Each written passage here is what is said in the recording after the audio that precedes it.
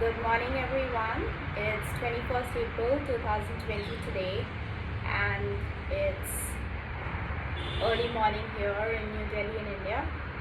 The sun isn't up yet properly, so it's still quite pleasant, and I can hear the chirping of the birds in the background.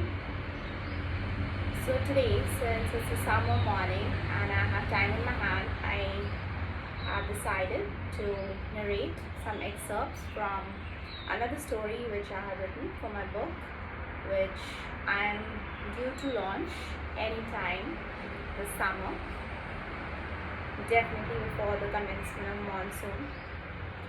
So the book is titled All That a Princess Prefers, and it's a sequel to The Private Life of an Indian Princess, which is available for everyone to read on asparklerights.wordpress.com. Now, the story which I'm going to be narrating today is titled Khadi. So it says Khadi is a movement, not really a fabric. That's the title of the story. It starts like this. Recently, on 22nd December 2019, I was in Sabarmati Ashram, which was one of the many residences of Mahatma Gandhi who lived there when he was not traveling across India or in prison. Most of us have seen it in pictures, and it is quite symbolic of the freedom movement in India.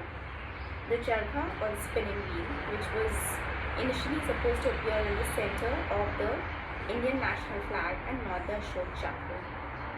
I was delighted to see the charkha in person, which has been preserved as a relic from the life of Mahatma Gandhi, among other things. And I delight in moments such as these when I get an opportunity to connect with this country's glorious past. While for most people, Khadi is the right of the nattily dressed professor to wear, or the boring journalist, or the hapless social worker, I consider Khadi a symbol of self-employment and self-reliance.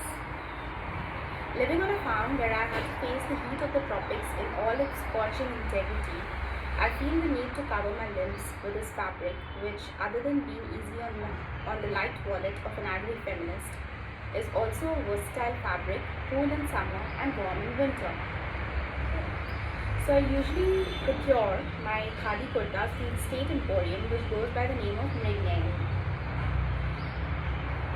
These are usually male kurtas which I purchased for myself and for my grandfather, and they are absolutely brilliant to wear and of course are durable too. I don't usually cross-dress, and I certainly don't intend to appear like a boy. Rather, it's a question of being practical and wearing what is readily available in a remote place, and a kurta is more of a unisex clothing item which is widely accepted in fashion circles. I had some strange kind of people who were confused about their sexuality ask me if they looked like a boy too in their photographs. And I wasn't sure what was the intention behind this random fascination with my dress sense.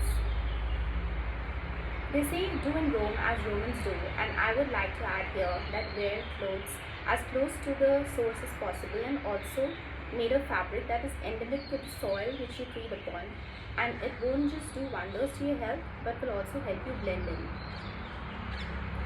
So I would like to end this chapter on organic fashion with a small research article on Khadi which I've shared and which is available for everyone to read on my journal, and I should be sharing the link for it very soon.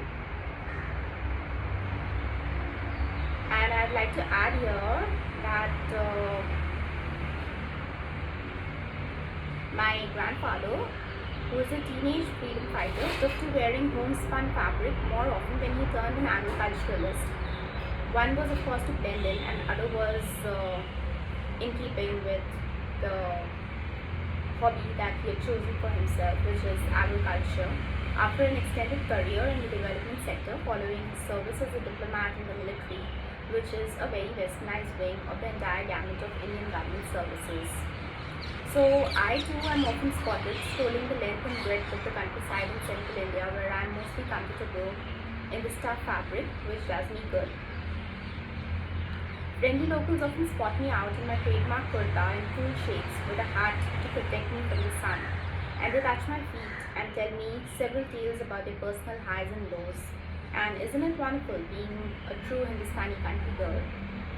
So I wish to ask my readers here and listeners, of course, if you too are a Khadi person, and if yes, how far have you taken your fascination with this earthy fabric, and where all have you worn it, and what kind of reactions it has brought you? So do write to me at pksofficial2020@gmail.com, and I'll be extremely happy to reply back to you. See you on Instagram